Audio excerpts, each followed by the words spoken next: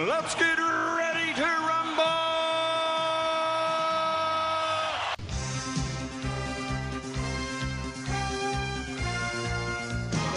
Hello, and welcome to Netflix versus Cinema, the podcast that this week has decided, we've all decided to go all in and join Sharon in some Frank Grillo love.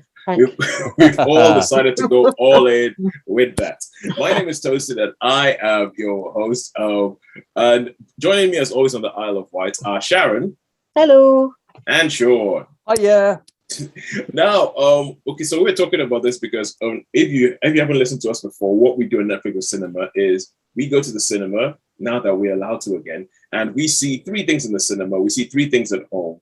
Sometimes we see more than that, but we try and cut it down to three in each one of these places. And then we rate them all out of 5. And at the end of the day, we see who has given us better bang for our buck. Where has our money been better spent this week? Has it been at cinemas or has it been at home with Netflix and various friends? So this week, I mentioned us all joining Sharon for some Frank Grillo love, because I know all three of us in the cinema this week saw Copshop.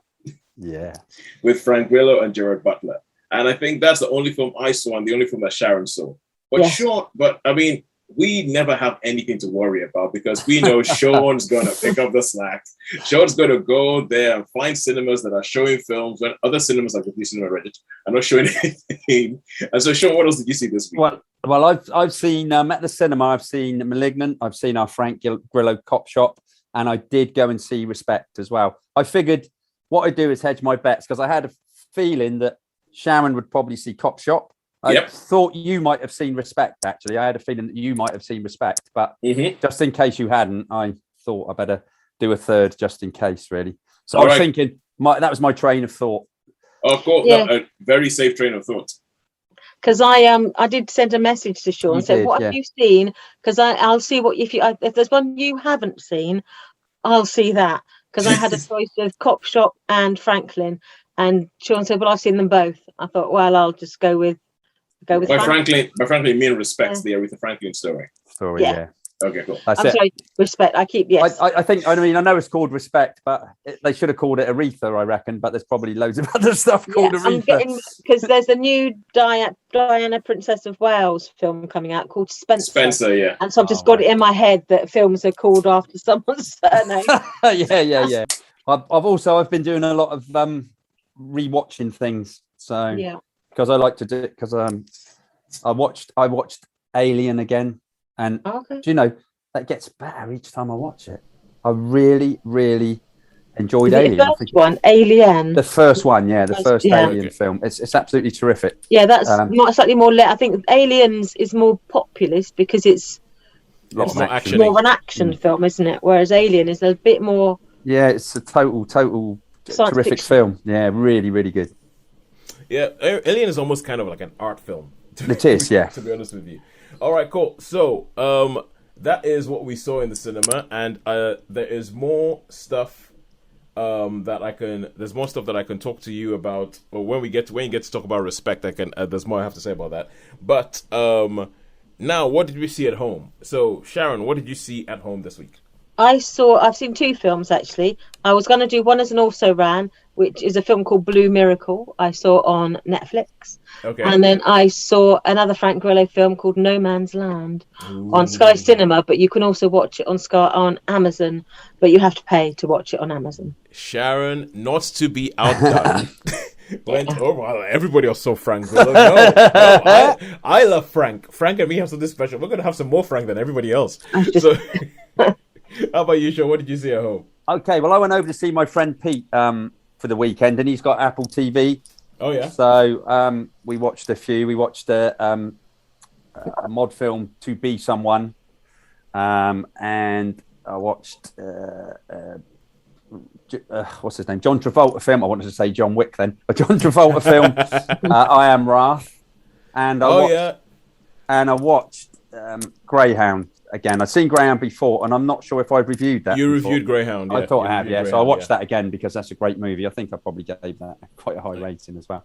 So yeah, and I've watched, as I say, I've been rewatching lots of stuff. The past couple of times I just thought, do you know what? Just relax and watch some things. So yeah. All right, cool. Okay, so with that, but before we get onto our reviews, I just wanted to say that you know how we are on this show, and we love it when people get in touch with us. People come and get in touch with us, and they say whatever it is that they want to say, whatever it is that they want to. And this time, we have a YouTube channel, and on our YouTube channel, we have. Obviously we put up videos of us talking. We have us recording this podcast. Now we have it on Zoom. We put them so you can see us. You can see our faces if you're wondering what we look like on our YouTube channel, and you can watch them all. Our most watched video on our YouTube channel is a review that Sharon did of a French drama called The Bonfire of Destiny. And it's, for some reason, people search for these things, and we are something that people keep finding. And someone with the YouTube name of Blue Ren Riley actually came and gave their own full review on there. So Blue Ren, I promised that I'll read this out, so I'm going to read it out.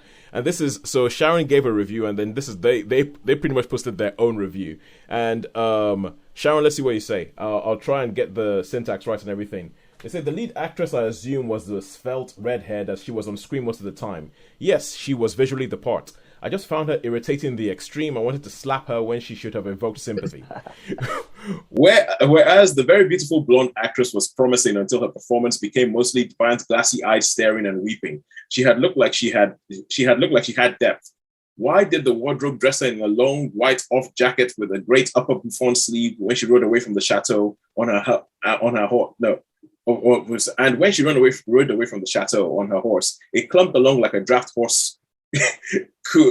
Like a draft horse. I think it's supposed to be a full stop here. Like a draft horse, full stop.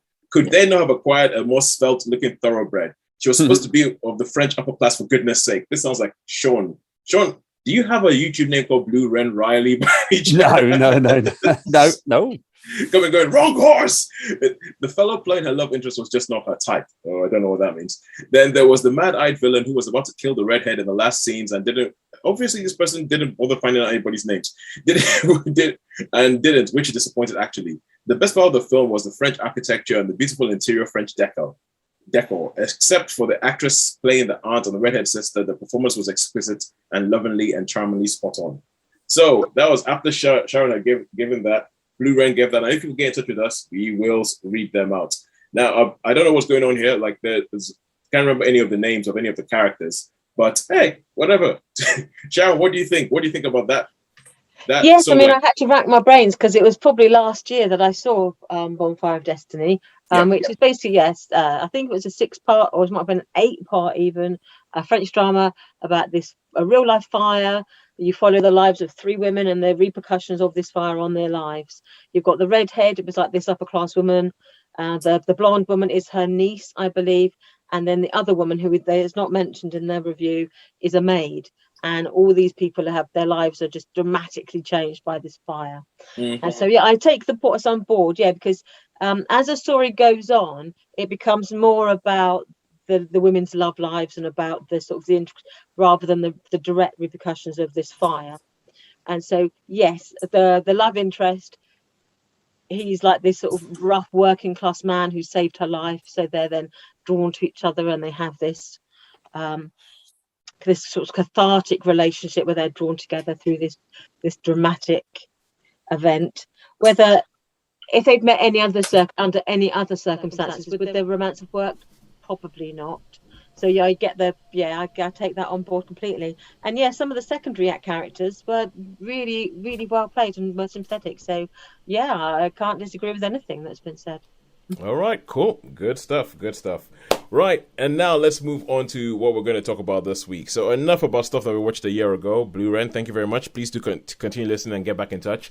Let's get on to the actual stuff we saw this week. Sharon, let's talk about Copshop. And obviously, because there is only one person who we can give the honor of talking about Copshop and giving us a synopsis of what this film's about. Sharon, it is yours. Take it away. Tell us about Frank. Right. This is a film set in a place called Gun Creek, which probably tells you all you need to know about the tone of this film.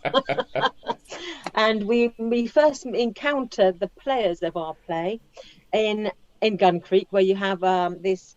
It's a very big police headquarters in this largely rural is it Texas? It's Where all- Nevada. I thought it was Nevada. Nevada. Yeah, it's Nevada, yeah. So it's like this sort of quite a bleak landscape, and they've had this huge police headquarters, and seemingly to us, it's like it's in the middle of nowhere, where they have like the highway patrols and they have state troopers, and so obviously they have all the different branches of the police force have this one police headquarters. And in the course of the events of the film, there's an event where a man is desperate to get arrested because he believes the safest place for him is behind bars because someone is after him. You first encounter this character, played by Frank Grillo, as he's fleeing for his life. His car's being shot up. He's in a desperate state. And so he assaults a police officer to get arrested because he knows if you assault a police officer in America, you go down and you get arrested. So he is then taken to the police station, the police headquarters, where there's a ragtaggle of very unfit police officers who are like pulling a night shift for some overtime. And then into this mix, the pursuer of said Frank Grillo's character, played by Gerard Butler, he's thinking, well, if he's in the police station, I need to get into the police station because I want to, get to my target. And so he does something to get himself arrested. And so you then have this sort of situation where it's almost like a siege, but from within, where you've got these two protagonists squaring off against each other, and all the police officers basically become their pawns, and chaos ensues. Cool. All right. Good. Thank you very much for that. And I have to say, I mean, when I watched this, one of my first thoughts was, "Oh, Sharon, he kept his shirt on for the entire film." Well, you had a glimpse of chest, didn't you? He has a wound, and that's the only glimpse of any sort of Frank Grillo chest. Yeah. Apart from that, he keeps his shirt on for the entire film. What did you think of his persona in this film with the long hair and what have you? I thought his hair was vile, to be honest with you. I thought you might. The first scene, I was just like, nope. And then when he had it up in the man bun, I was like, better. But I was just like, nope. Cut that. Because he was doing this with his hair, I'm thinking, oh, you're going to grab some scissors and chop it all off. But Okay, now the funny thing about this is that not that I'm an aficionado of what people look like or like on screen or anything like that, but I did because I remember you were talking about this film last week and you said that you saw the poster and you saw his mustache and you were like, I'm not sure about that. I'm not sure about that Frank Grillo mustache. That's a baddie. He's a wrong one. And I did watch it. I did look at his hair and it was weird. I was looking at the hair and looking at his face and going, that is not a good look for him. But I think it does fit the character because the character is supposed to be absolutely. The character is supposed to be a slime ball, and and I feel like you're almost sort of victimizing a hairstyle and facial hairstyle by saying, "Oh, that just looks slimy." That you can tell from his hairstyle is a wrong one. But that was my initial reaction. I might need to go think about myself, but that was my initial reaction. I totally understood what you're talking about with that, Sharon. And there's a scene where you see him as a flashback scene where he's got like I could only describe it as like a blue Western cut suit. Yes. Yeah. And you look at that and you go, whoa. Okay. Now that suit. Now this leads me on to something. That suit made me wonder. Hang on a second. When is this film set? Because that film was very 70s, and from the opening scene of this film, I was like, oh my god, this is so 70s. It is so. I mean, even the music. I believe some of the music that the film starts off with is actually taken from the score of Magnum Force. The Clint Eastwood Dirty Harry. Yeah. It has that slightly disco track to it, doesn't it? It has that disco track to it. Like it's as if the music at the beginning, it's like this film goes. It's almost as if it's telling you this is a film. We know it's a film. We're not trying to be too realistic. We're a film, and it made me think. I'm actually quite happy that you watched it, Shaun, because I was kind of like watching it going, I think this is 70s. This is the director Joe Carnahan, who I think I'm going to stop earmarking Joe Carnahan. Whenever he directs something, I think I'm going to look out for it because I actually quite like his sensibilities. He also directed Boss Level, the other Frank Grillo movie that we reviewed recently. So it's but I feel like he just has that sort of 70s vibe, that sort of lean, muscular that influence you can see. Yeah, we're not gonna spend too much time building things up. We're not going to give you a whole bunch of fluff or anything like that. If somebody is on screen, they're on screen for a reason because they're going to propel the story forward. And you had all these different, and I think I really, really do like that sort of muscular, lean, let's this is it. Let's get this thing done. Yeah, this is not about the chat. This is about the action. And it had that classic. It's called Ibsen's gun, I believe, isn't it? That they say Chekhov's in an gun. Ibsen play, if you see a gun in the first act, then someone is going to get shot in Act 3. Yeah. Or something is going to get shot in Act 3. Yeah. And so you had that classic scenario where something you see more or less in the first scene, it's like and then it appears later, and you think, that's why they. Ibsen's gun. Okay, now we usually give ourselves 5 minutes per film, but when three of us have seen it, we all have stuff to say, so we go a little bit longer. And the other thing I was going to say, and I'm going to leave this as a jumping off point for Shaun to jump on. The other film it made me think about was Assault on Precinct 13. Do you know, it's really funny you should say that, Toes, because it did have tones of that, didn't it? It really did. It really did. I thought that. It was I thought it was going to be much more slapstick than what it was, actually. It quite surprised me, because from the trailer, I thought this was going to be like a real slapsticky sort of film, real played for laughs and all that.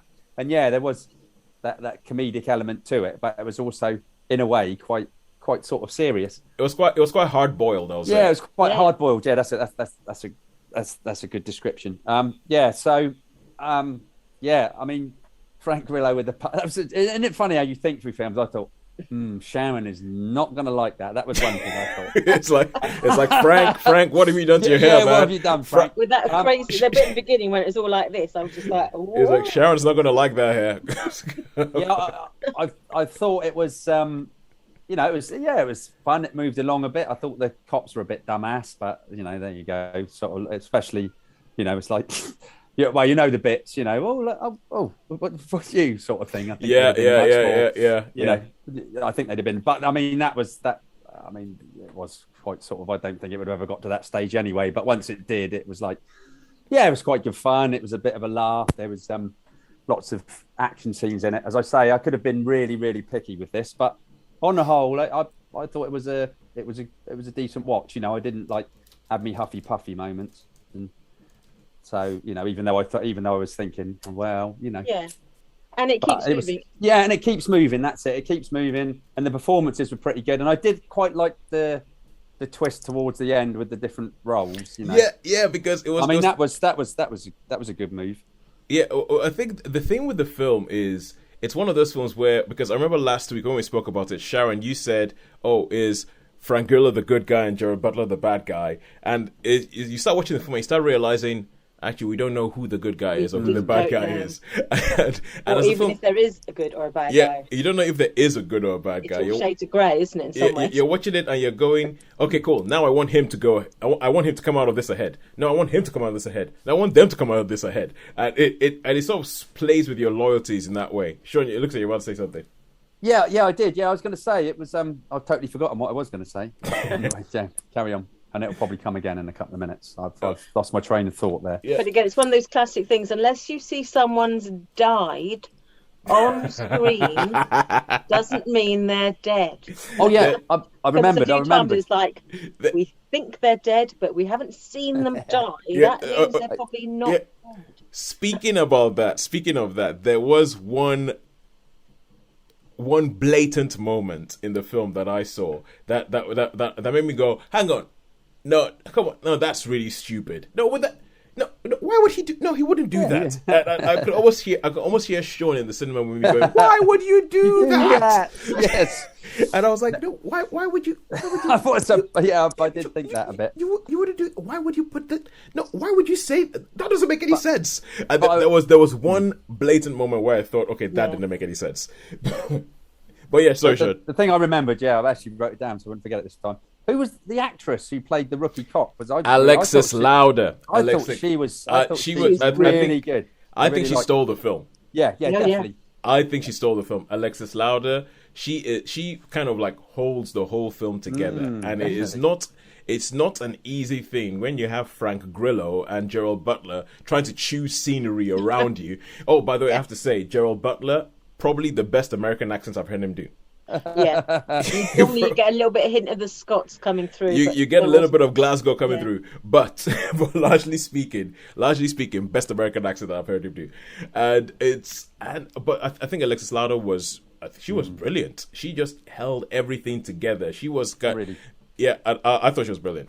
I think towards the end, I feel like the film, personally speaking, I think the film should have ended a couple of scenes earlier, because there's like the last couple of scenes, it's kind of like the last couple of scenes I think almost lose the film a star for me, because I'm looking at it going, wait, why are you doing that? That doesn't make any sense. Yes, not necessary. That's not necessary. That's not going anywhere. That car is obviously way slower than that car and will never catch it. So it's like, so why is this scene here? It's like the final scene of the film, it's sort of like, because if it ended a little while forward, I think it would have been like, yeah, this is one of those, one night siege. You start off at midnight and then the film ends at sunup, and you're like, nice, well contained, like you're from dusk till dawn, you're salt and peaches 16, this sort of films, it would have come into that thing. But apart from that, I just thought, yeah, it followed a bit. But all in all, I'm like Joe Carnahan. I really like his sensibilities. I really like the film. I loved the whole 70s vibe and feel of it, and I love the fact that it's a muscular film with hardly any fat on it.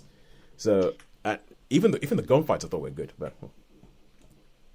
sorry, I thought you were going to say something, Sharon. But no, I just saying I like the fact that, again, with bullets flying everywhere, you don't ever see the shell casings, you don't ever see the repercussions, and at this one you see the consequences if you sort of spray bullets around a bulletproof door. Yeah, that was good. Yeah, no, well, really good because often you see it's like an A-team, isn't it? 1,000 rounds, but you never see a shell casing, and you never get any consequences. Yeah. Whereas this one is any like, friendly fire.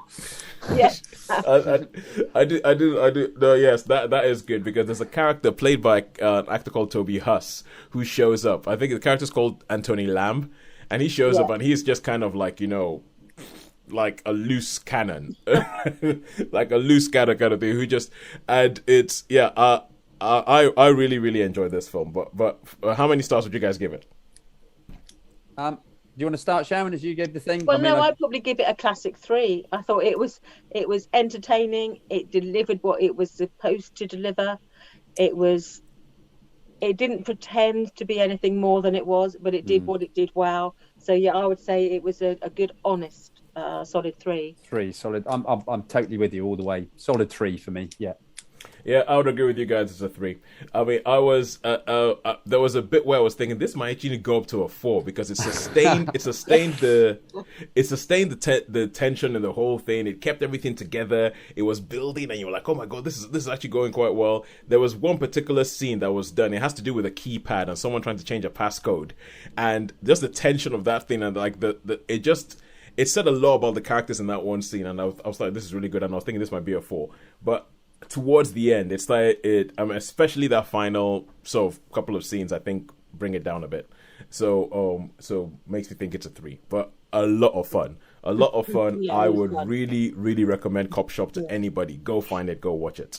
All right, cool. And now, because Shaun, if it's okay with you, I have taken the liberty of choosing from your viewing thing just based on what you said. Like you said, some weird film called To Be Someone. So I thought, it's not some weird film. It's quite a new film.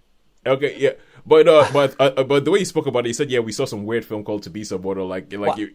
Well, yeah. Okay. So to be someone, I was thinking I Am Wrath, because John Travolta. Okay. We haven't heard anything about John Travolta for years, so I wanted to hear some stuff about John Travolta. Okay, John Travolta, that's cool. But if you want to do To Be Someone, let me. Okay, well, let's just say I'll put it this way. I Am Wrath is basically a John Wick film where he's got a buddy. So that pretty much sums it up. Okay. Except his wife gets killed, and it goes all the way to the top with so his wife get killed. He goes to the cops.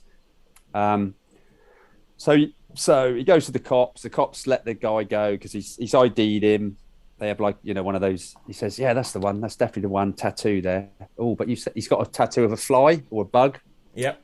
And he told them that it was a bat. He thought it was a bat. They say, oh, well, he's got a fly. He goes, no, that's them. This is just, it could have looked, because he's been beaten up, basically. Yep. So anyway, he sees this guy walk away, and the cops, and they say, yeah, well, there's nothing we can do. And so he decides that he's not very happy about the situation. And it just sort of turns out that he happened to be a black ops special operative, with all the right connections. So he, how it is. So he's find people, and so basically, he just goes and he takes it all into his own hands, and so it's like, shall we say, John Wick meets The Equalizer. Meets lots of action, lots of killing, lots of a couple of silly fight scenes where I have this big beef, don't I? That when there's 2-on-2 and this guy's like, there's a guy that's taken out hundreds of the characters, and then 100 of the hoods, shall we say, and then there's one that looks fairly weedy and weak, and he has a bit of trouble with him. Do you know what I mean? So you got anyway. So you've got quite a lot of knife fighting action. You've got a lot of gun shooting, a lot of guns, a lot of gunfights. I quite like his mate, the mate he's got with him. But then obviously this goes higher up the chain, so it turns out that it goes all the way up to almost like the senators and all that sort of stuff. So. He goes. That's out because with the tattoos, he goes to a tattooist and he's like talking to the tattooist. And or is it like a detective thing where he's trying to track people down? No, it's not really a detective, no. But he just gets he sort of goes because this tattoo shop because he wants to find the guy with the tattoo. Yeah. And of course he's the tattooist. Obviously says, well, what you do and what you're asking, and he's tattooed on. He said, "That's a nice tattoo," and he's actually got tattooed "I am Wrath" on the back of it on his back, like so. He's got I am Wrath with a big dagger. So, yeah, and go on. So from what you said, I've just looked this up. He looks a bit chubby, John Travolta, though. Well, he's allowed to. What the guy he's gonna be like. I mean, that's the thing. I think like people shouldn't expect them to always look like he did in Saturday Night Fever. But let's say that this one was released in 2016. Right. 2016. Okay. So, yeah. John Wick, was that before John Wick? Yes. No. John Wick was 2014. Ah, right. John Wick was 2014. So, but so it does sound a little bit from what you're saying, like how in the aftermath of especially Taken, all of a sudden you started having aging action stars going on revenge movies. Yeah. So much so that it became known as Jerry Action. Oh right, okay, I didn't know that. But yeah. It's his own subgenre called Jerry Action, where you have like those older dudes going on and going, right, that's it. I'm going to go beat up a couple of younger people who have killed my dog, killed my wife, killed my whatever, blown up my truck. I have a particular set of skills, and I'm going to demonstrate. Yeah. So from what you're saying, it sounds like this is essentially someone went, oh, this seems to be a new genre. Let's get John Travolta. He hasn't done anything for a while, and put him in a film and redo Taken or redo John Wick. Redo. That's it. Yeah. So basically, it is what it is. It does what it says on the tin. Acting wise, I'm not sure who his mate is. I've seen him. He's one of those ones. Like Christopher Maloney. Oh, Christopher Maloney. I've seen him in a few things. But he was in one of the Law and Order. I think it was Special Victims Units. He was in Law and Order Special Victims Units. It's the thing that he's most well known for. But after he left Law and Order, the guy has been having fun. There's a TV show on Netflix called Happy. In which it's about he's like this sort of drunk cop and he has an imaginary friend, essentially an imaginary friend voiced by Patton Oswalt, who is this sort of like, unicorn that goes along and sort of like solves crimes with him and has to find out what's going. And Shaun, I think you would like Happy. I might have to check that one out. Find Happy on Netflix to check it out. Okay. Now, it is never a good sign when you're reviewing one film and then you start reviewing a totally different thing in the middle of the first review. So Shaun, how many stars would you give this? Okay, this is what it says on the tin. The action scenes were okay. It's basically like we say, John Wick, Taken, Equalizer, all rolled up into one. So this will get a 3-star because I didn't like Huff and Puff, and it was okay. There were a few moments where I thought, wow, I don't know, but on the whole, it was a pretty good movie. Quite enjoyed it. So yeah, I'll give this a 3. Oh, apparently it's got Rebecca De Mornay in it.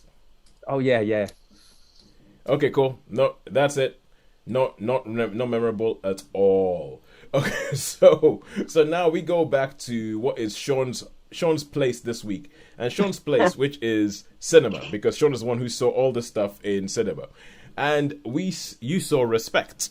I saw Respect. Yes, this is the Aretha Franklin biopic, and I mentioned last week as to how everything about this film, I saw it and it just made me think this is a by the numbers biopic, and that is the reason why I didn't see it. Because I saw the trailer, and it came down between Copshop and Respect, and I've got to the point, I don't know about you guys, but I've got to the point where I would much rather see a documentary about a musical star or anything like that, because I feel I will learn a lot more about them through a documentary than I would through a biopic. Because in a biopic, I feel like it's almost too sanitized. There's only a couple of storylines that I can follow along, and I may be wrong, but I just felt I'm going to have more fun with Copshop than I am going to have with Respect if I have to see one film this week.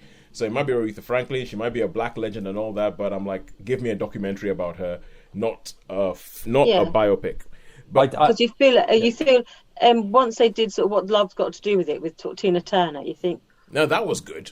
That was it's sort of, they're all more or less sort of but I mean, vanity projects, or they're downhill from there, aren't they? But recently they all kind of follow the same thing. There'll be drugs, there'll be this, there'll be that, there'll be the rise, there'll be the fall, there'll be the comeback. It's kind of so. But Shaun, you're the one who's actually seen this film. Yeah, that's cool. Yeah. So what do you? I mean, I can understand exactly what you're about. I mean, I quite like, I have liked biopics, some biopics. I guessed it was so I thought, but I totally agree with you that I think they've had their day, and But yeah, so basically it's a story. She starts off as a child. She sings gospel in the church. She's like, really, really good. Her father's got faith in her and that. And then, she starts to get known. She's obviously a bit of abusive relationship. She's on the old sauce, on the drinks and that, the general sort of thing. Yeah. And you know the deal.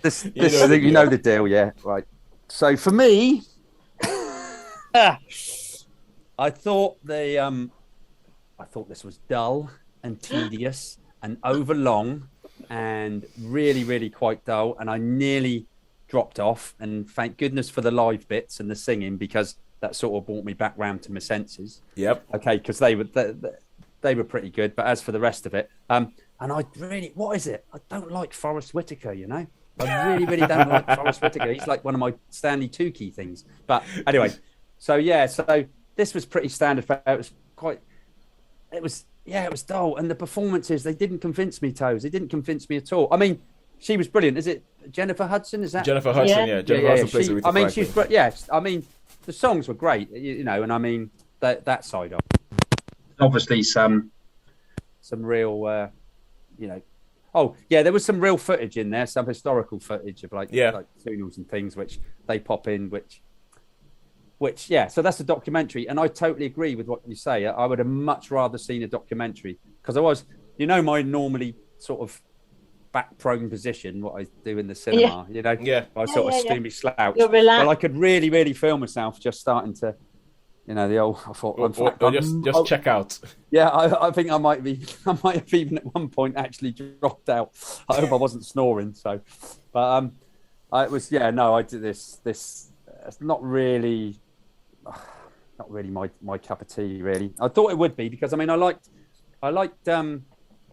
Ray, and those other biopics. Well, I think the ones that sort of kicked off the mono ones were Ray and Walk the Line. Walk the Line. Yeah, Ray and Walk the Line. But have you guys ever seen a film called Walk Hard, the Dewey Cox story? No, I haven't seen that. Okay, it's not Will Ferrell, but it's produced by the same house that does like Anchorman and stuff like that, like Adam McKay, and it's John C. Reilly, and he plays a character called Dewey Cox, and it is essentially a spoof of biopics, and it points out the fact that they all follow the same thing. I'll have to check that one. Yeah. That's honestly, you see, walk. I think it's like Walk Hard.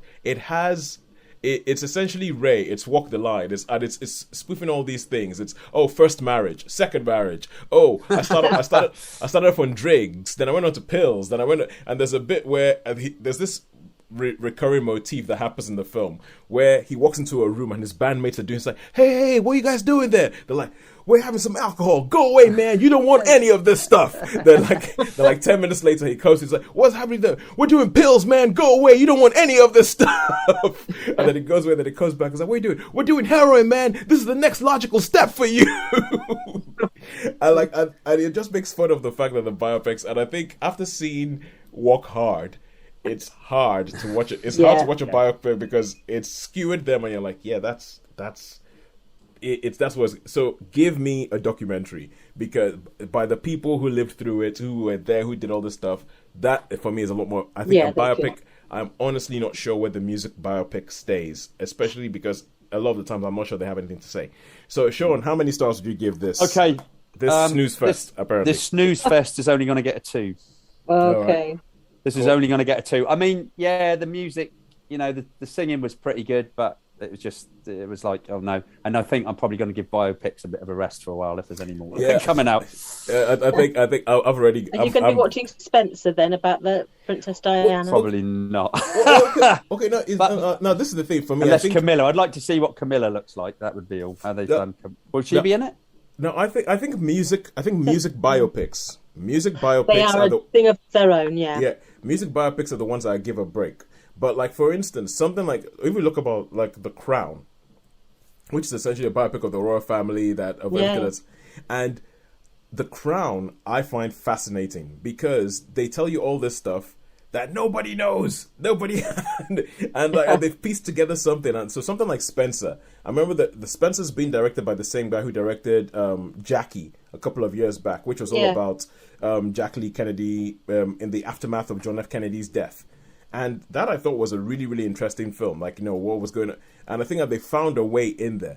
So biopics, for music biopics, I'm totally with you. Yeah, they're a beast of their own. Yeah. I'm giving them a berth. But anyway, let's get back to Netflix and stuff. So this is going to be something that I saw on Amazon Prime called Solos. Now, this is something that I can see was made in the pandemic and was made with, how can we still make something when the pandemic's going on? So the idea behind this is it's one of these anthology shows where you have a star in each episode. So in this episode, you have Anne Hathaway. In this episode, you have Helen Mirren. In this episode, you have Anthony Mackie. But the idea behind them being called with solos is that, largely speaking, you only have one person on screen throughout the entire episode. So the first episode is Anne Hathaway, and she's some sort of scientist who's trying to figure out a way of conversing with her future self. And she's trying to figure out the whole thing, and the reason why, and as it goes along, it's almost like a one-act, one-person play. As it goes along, she manages, you end up with this thing where you have like 3 Anne Hathaways talking to each other on screen at the same time. Because she manages to figure it out, but you start realizing that there's more emotional thing that she has to do. You have Anthony Mackie, he has gone to this, he's paid a whole bunch of money to get a robot version of himself made because he's about to die. He's about to die, and this robot version of himself is supposed to be there for his family after he's gone. And so it's all about a conversation of him and his robot self, and him going, "You look nothing like me. Look, what the hell's wrong with your neck? Why are you being like that? I'm not." It's like why are you being like that? I'm not a dick. Why are you being so mean to me and all that? And his robot self going, "No, this is exactly you. we have. So it's all these sort of interesting, almost sort of Black Mirror type things. Helen Mirren is on a space voyage on her own, and she tells the story of her life and it's actually really, and I think a lot of these things are well done as plays. You have there's one where you have I'm blanking on her name. She was in Black Mirror. She was in Sleepy Hollow. Why am I blanking? Okay, anyway, but she not Miranda Richardson. No, not Miranda Richardson. She is. Oh, good Lord! I'll look up her name Christina before this. Ricci? No. She isn't. No, Sleepy Hollow. Sleepy Hollow, the TV series.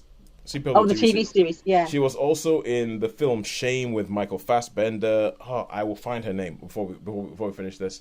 And Nicole Behari. Oh yes, I know the one. Yeah, Nicole Behari. That's it.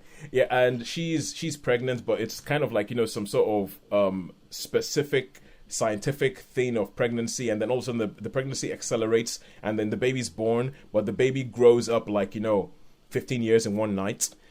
But the main thing is all about it's largely speaking one person on screen that whole time, and it's all these different sort of almost future tinged stories that what can we do with technology. As I say, there's a very sort of like Black Mirror thing about it that kind of goes quite well. I mean, Dan what's his why am I blanking on people's names? Dan Stevens shows up, and this is one of the few episodes where you have two people, where Dan Stevens and Morgan Freeman show up, and it's all about Morgan Freeman. Seems like he's losing his memory, and Dan Stevens trying to help him get his memory back.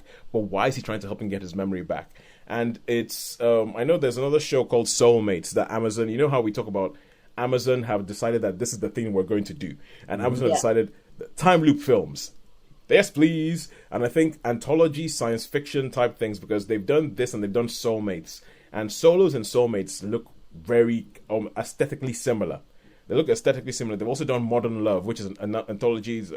But it seems to be one of those things. And you have all these stories together. And I think some of them are more interesting than others. Some of them are a bit kind of like snoozy. And at the end of the whole show, you're kind of left going, so it's like it's a good experiment. Is you look at it going, okay, yeah, it was a good experiment. I can see what happened. You're trying to get something going in pandemic, and you managed to get this thing together. Well done, you. But no, I'm not sure it's the most riveting thing. All in all, I think I'll give Solos a 3. There are some stories that are better than others. Some stories elevate themselves higher than others. But all in all, Solos, I would give that a 3. And now we go back to cinema, and we go to this is going to be interesting, because this is Shaun. Going to be interesting. Shaun, are you ready? One of those one word title supposed horror movies like Insidious. Or what's the other one? There's Insidious, Sinister. Yeah, Insidious, Sinister, and this comes from the same house that made Insidious and Sinister, and the next one is Malignant. So, yes, Malignant. Do we even need to know the story about this? Shaun, tell me. Well, after seeing The Night House, I thought, oh, well, that one, because I didn't think that one was too bad. I thought, oh, we'll give this one another go. Because in the trailer, I saw the trailer for this, and it was quite interesting with Gabriel, because there's like an old VHS thing. I'll stop that guy. Anyway, basically, the story is, it starts off in this like psychiatric lab, and there's these 3 doctors, and they're saying something. They say, "Oh, this is really, really bad. We're going to have to cut the cancer out." So, anyway, enough said. And then you go. It sort of switches to modern day, and you've got this girl that's had numerous miscarriages with her husband, and things going wrong and everything. And her husband's a bit of a drinker, a bit of a boozer, and he pushes her against the wall, and she bangs her head, and then she starts having these strange things happening, like she appears she sort of the room all changes, and she finds herself watching some murders of these 3 psychiatrists that that happened to just be in the earlier part of the movie. So, and obviously the police are investigating, and they're doing all this, and then her sister comes, and it's so the things get stranger and stranger and stranger. You've got these 2 cops that, well, they're not very convincing as cops, but and some of the things that happen to them, you're like, really? Again, it's the bodies take more punishment than they can possibly imagine, and still, and obviously, but it's a supernatural film. Yeah, hey. And they're like, but I mean, they're like really, really bad shots. These cops seem to be really, really bad shots when they want to be, but really good shots when they need to be. Do you know what I mean? So it's like, and it's like, bam, bam, bam, bam, bam, bam, bam, bam, bam, miss. It's like, whoa. So yeah. Anyway, so basically, you've got these police investigators. Something happens. More murders happen, and then the police get this little lead. They go to this old massive deserted building is somewhere, and no one's seen it, and no one's broken into it, and nothing. And they go there, and they've left the records there. The records are there, so they're looking through these old boxes of records. Oh, look, there's these videotapes. Chuck all these videotapes on of all the stuff. Oh my God, look at this! Oh, things. So, yeah, this was this was very, very bloody, Sharon. So lots of spurting blood and lots of sauce, stab wounds, and appendages being cut off and things, and it was pretty nasty in that sense. And there was the ridiculous Matrix-y sort of scene where there's like hundreds of cops, where it's just like, yeah. Anyway, so I guess you can guess where this is going. It's I've no Is it a 4-star film?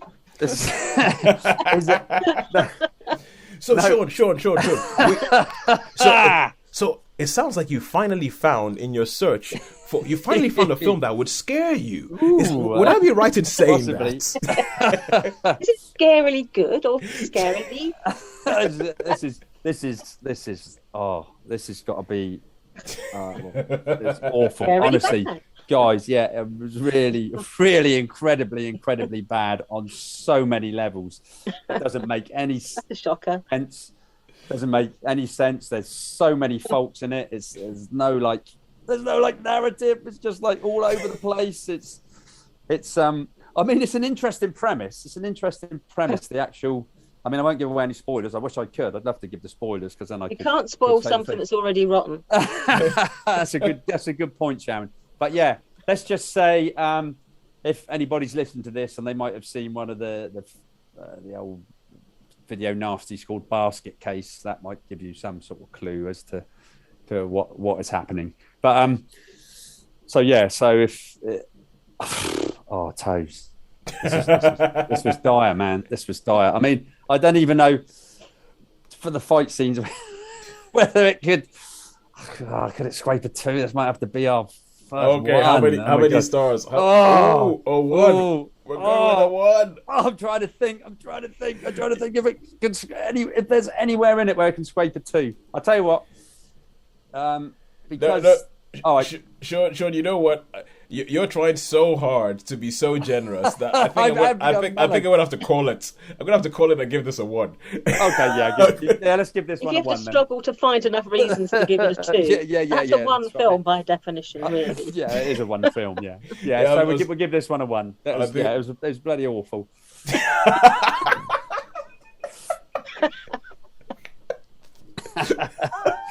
All right, cool. And now, okay. On that note, we started this podcast with Frank Grillo, and we're going to end this podcast with Frank Grillo. So, Sharon, you saw No Man's Land. Tell us about this. Is this the second ever Frank Grillo 5-star film? I wouldn't give it a 5-star, but it's certainly good. It's basically it's set in the Texas-Mexican border. And Frank Grillo and his family, his wife is played by Andie MacDowell, they've had this ranch basically for generations. They've ranched this land. And then a wall got built. And it got built basically on the other side of their land. So they've got the Rio Grande, which marks the boundary between America and Mexico. And their ranch, basically the land goes all the way down to the river on the American side. But when the wall was built, it was built on the other side of their ranch. So their ranch technically is in like a no man's land. To cross into America, they have to show their passports and go through controls. And so, but effectively, they are on the front line of tackling this sort of wave of illegal immigrants.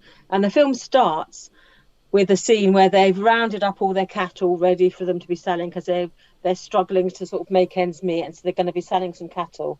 And in the night, a group of illegal immigrants come through and cut their fences. And so their cattle, some of them go across the river into Mexico and some of them run off.